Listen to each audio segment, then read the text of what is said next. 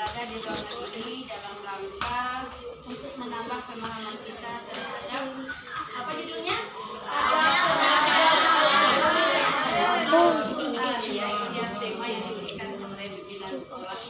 Nah, alhamdulillah untuk kesempatan untuk memberikan materi itu di hadapan anak-anak yang soleh semuanya, ya anak-anak yang kelak akan membawa orang tua dan gurunya bermasuk surga. Amin. Baik, tidak memperpanjangkan cuma lagi. Sehat semuanya? Alhamdulillah. Luar biasa.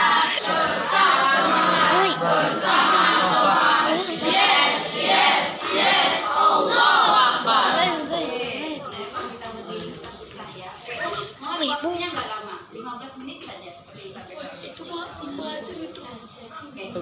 Anak-anak belum. Adik, Al-Quran sudah menjadi pedoman dalam hidup kita, benar ya? Tapi kadang-kadang pedoman hidup kita itu yang kelak akan menuntun kita masuk surga, kadang-kadang kita abaikan. Nah, sekarang waktunya kita melihat kembali bagaimana adab terhadap Al-Quran. Slide itu tidak banyak. Oke. Ini antum lihat kira-kira kegiatan kita yang mana ini? Yang ada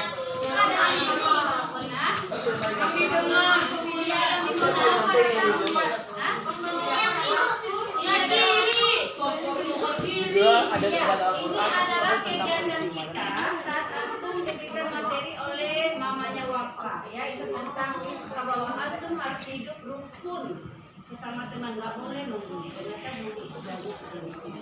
Asalkan orang tidak nyaman dengan kita perlakukan nanti itu bully, ya. Nah, anak-anak, antum bisa baca ini, ya. Ini hadis. Ibu ini, siapa yang bisa baca? Nggak usah dibacaan abinya, yang matannya saja, matan itu isinya saja, yang matan hadisnya saja. Oke, Faiz bisa baca? Ya, silakan.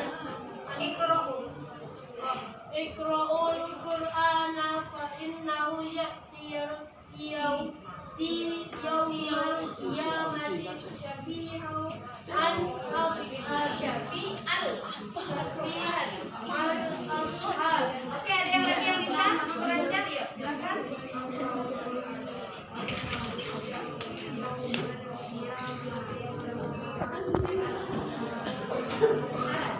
Oke, anak ibu, ini adalah hadis tentang betapa pentingnya kita membaca Al-Quran. Rasulullah mengatakan, bacalah Al-Quran itu karena sesungguhnya dia akan menjadi penolong, akan memberikan syafaat. Jadi kan selama ini kan selawat saja ya.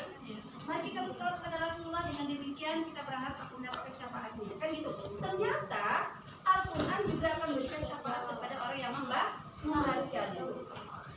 Iqra'ul Qur'an fa innahu ya'ti yaumal qiyamah syafi'al ashabi. Ashabi ini sahabat. Sahabat ya, sahabat bisa pembacanya. Jadi Al-Quran itu sahabat yang besar. Artinya ini, bacalah Al-Quran karena sesungguhnya dia akan datang kepada beliau di akhir nanti, akan memberikan syafaat, akan memberikan bantuan kepada kita. Itu yang bagus ya? Belum lagi kan? Ya, akan memberikan syafaat. Setuju ya? Ini yang membuat kita selalu harus membaca Al-Quran. Jadi, kalau di kelas ibu sekarang ini, sering ibu melihat nih, agendanya, kan ada tuh baca Al-Quran kan? Yang sekarang itu yang penuh, bawanya penuh. Nah, yang sering bolong dalam membaca Al-Qurannya nggak ada lagi. Kemudian tanda-tanda orang tua nggak ada. Cuma sholat 5 waktu saja, itu minim gitu. Minim ya, seminim sekurang ibadah kita kepada Allah itulah ibadah sholat yang dibawa. Orang yang hebat itu tambah lagi dengan amalan sunnah, tambah lagi dengan membaca Al-Quran. Besok nih, ibu nak tahu nih di lokal Ustazah Wafi kita seperti apa? Apakah ada anak-anak membaca Al-Quran setiap malam? Tadarusnya diisi di agendanya, nggak tahu. Kita tanya ya. Kalau Ustazah Anis enggak? Ya, kalau di Ustazah Anis enggak? Oke, itu diperbaiki ya. Halo, yang 6B, 6B mana? Iya kan? Al-Qurannya nggak ada lagi kan? Oh, benar. Besok kalau tidak ada lagi baca Al-Quran di rumah, berarti kita paksa dia. Jam istirahat yang seharusnya makan lontong, bercanda-canda dengan teman, kita gunakan untuk dia membaca Al-Quran. Setuju? Harus setuju karena hal yang baik harus setuju. Makanya kalau tidak mau seperti itu diambil waktu istirahatnya silakan baca Al-Quran setiap malam di rumah. Hiasi al-rumah antum dengan bacaan Al-Qur'an. Nah, jangan main game. Nih, lanjut, jangan lama ya, jangan bercerita. Nih, banyak sih, belum dalam literatur atau di buku-buku yang lain banyak ya, adab untuk baca Al-Quran. Tuan sambil ini, ya. Adab sebelum membaca Al-Quran itu yang pertama berniat dengan ikhlas. Karena Allah Subhanahu wa ta'ala pasang niat dulu nah. Jadi seharusnya antum di saat pelajaran Al-Quran lihat kejadiannya gembira hatinya gitu. Karena apa? Karena kita akan menggali, menimba pahala. Yang kita baca itu adalah tuntunan pedoman hidup kita agar kita selamat di dunia dan akhirat. Jangan kebalik. Ini Al-Quran dulu harus gembira. Saat namanya pelajaran Al-Quran harus gembira. Nah, salah satu itu adalah berikhlas kepada Allah dengan yang baik. Nah, yang kedua berwudu. Siapa yang sudah terbiasa di saat membaca Al-Quran di sekolah itu berwudu dulu. Dari awal udah turun lagi, antum berwudu nah? Tidak juga. Biasakan. Siapa yang jam Al-Qurannya di sekolah itu setelah istirahat jam kedua jam 6 C itu baru untuknya pas banget itu. Jadi setelah makan apa ya, makan soto, makan pecel gitu ya, makan lontong ya kan, itu sebelum masuk kelas, sebelum sadar nadaka kita jadi antum dalam keadaan ingat, baca satu huruf Al-Quran itu berapa Allah dikasih mulanya? 10 itu dari yang tidak suci, dalam keadaan suci, artinya dia tidak berwudu. Tapi kalau dia berwudu, tambah lagi berapa? 25 banyak.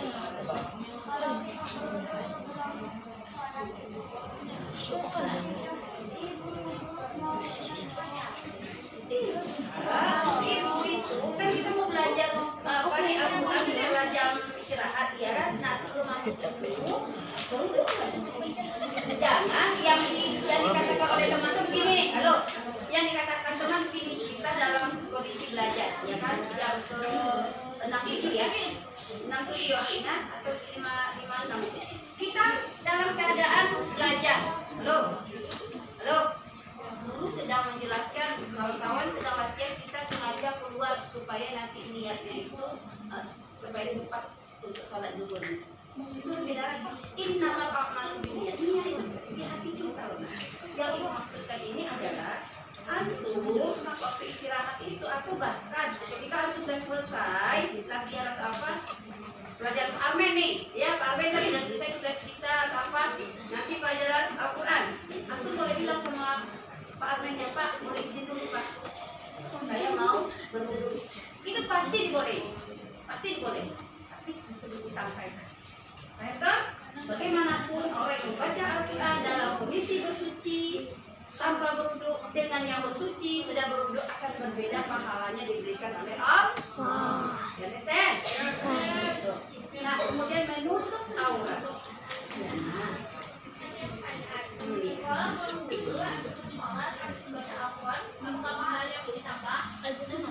Sama artinya kan berbatal gitu ya. Daripada tidak boleh. Kecuali kalau batal sudah sholat ada angin keluar gitu, itu batal nggak? Batal. Berarti untuk mendapatkan pahala yang lebih lagi di sana baca Al-Quran harus antum berwudu terlebih dahulu lagi.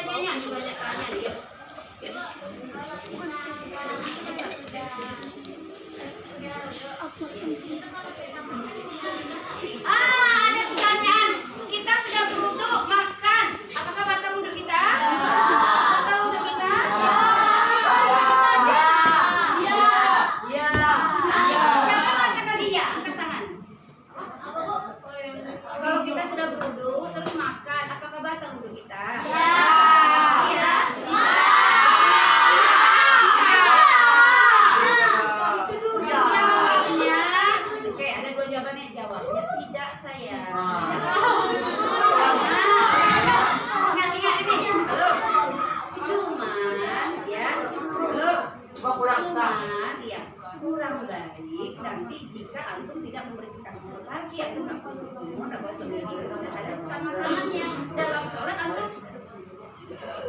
antum makan, itu yang membatalkan sholat. Dalam sholat nggak ada makan ya? Iya, jadi ada sisa-sisa makanan dalam mulutnya yang dikhawatirkan itu, paham toh? Nah, oleh sebab itu kalau hanya minum ya minum, airnya kan nggak usah. Tapi kalau makanan yang akan berasa, yang akan lengket di mulut kita, lebih baik kita sholat dulu baru makan. Atau kalau memang lapar banget, aman lagi sudah itu kumur atau gosok gigi. Tapi intinya dalam pelajaran amal ibadah kita, wudhunya tidak batal. Antum tahu ya batalkan wudhu? Oh, jenis. Ya boleh. Ya.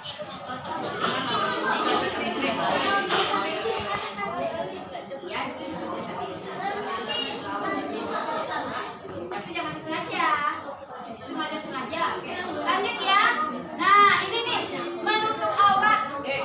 Ibu sayangkan, antum pasti punya pengalaman. Coba diingat kembali 2 tahun yang lalu. Mungkin antum waktu itu di kelas 4 apa di kelas 5. Di saat kita daring, jujur lah. Di saat kita daring tadarus, betapa banyak antum yang membaca Al-Quran ketika dihandle oleh sekolah itu pakai celana pendek.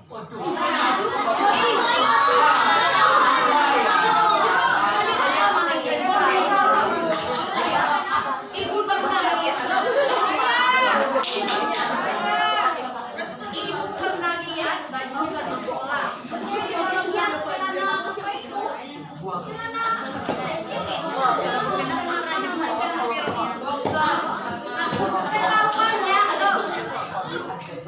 ketahuannya baik. Dia mau izin ya tanpa berdiri.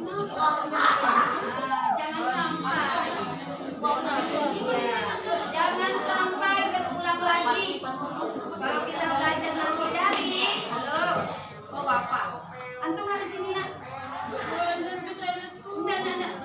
Datang lagi. Oke, iyalah, kita mengetahui. Oke, tunggu ya. Jadi jangan sampai menutup auratnya enggak. Tutup aurat baik-baik. Paham dong? Sampai situ aja mentalnya. Oke, yang kedua, ini yang penting. Mengambil Al-Quran dengan menggunakan tangan kanan, termasuk membawanya. Oke, 1, 2, 3, stand up. Berdiri, stand up. Bertiga, coba ambil Al-Quran. Yang lain dulu, sit down please. Coba bawa Al-Quran seperti apa? Berjalan. Anak pesantren ye. Nah, kan gitu ya. Jangan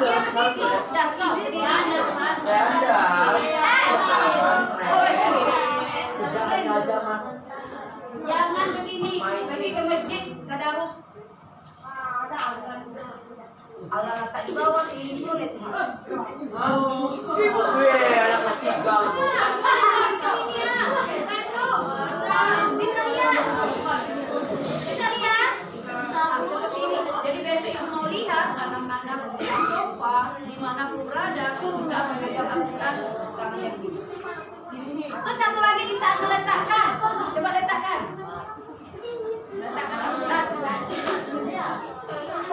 Lihat. Oke. Meletakkan Al-Quran, Yulianda, mari. Meletakkan Al-Quran boleh dituntut sama dia, tapi jangan pernah ada apa sini. Oke, di rumah lihat nanti ya Fadil. Al-Quran antum jangan-jangan ada buku antum di sini apa aslinya. Boleh dia dituntut begini, tapi secara atur.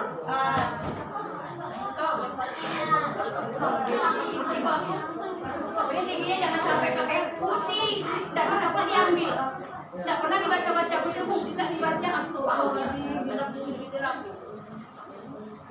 karena nggak pernah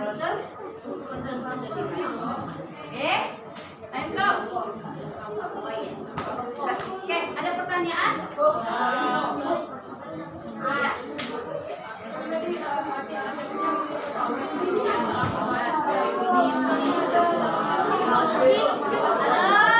Dengar nih.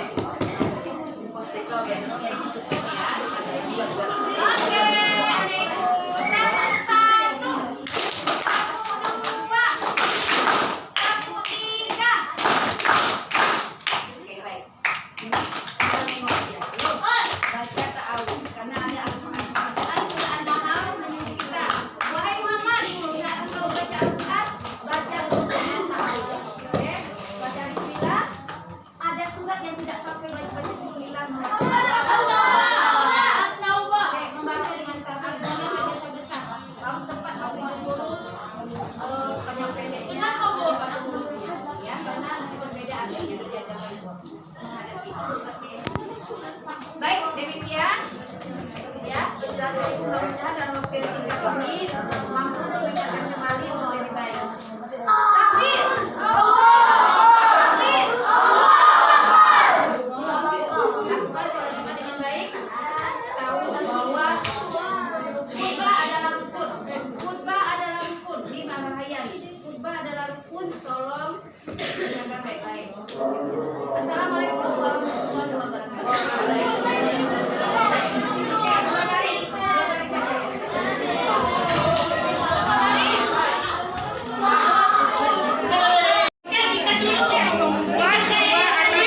Coba lihat Nahwa.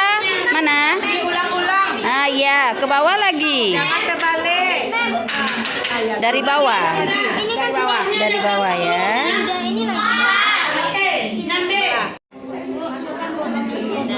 Dan tusuk. Tusuk dari bawah udah. Dari bawah. Oke, bisa? Kesya, oke. Kesya lakukan nih. Kesya melakukan begini. Perhatikan. Kesya melakukan begini. 1, 2, 3. Kesya melakukan begini. Nah, ditambahnya di sini. Boleh ya, asalkan rapi. Sama Kiran kan? Kiran seperti itu ya?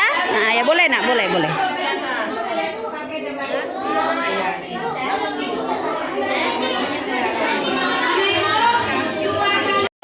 Buatnya gini aja, belum putar ini sini, ya kan? Nanti taruh ininya. Bu Ani. Putar nak. Nah, jadi deh. Lihat bisa dibuka, coba lihat. Jadi kan? Nah, dah.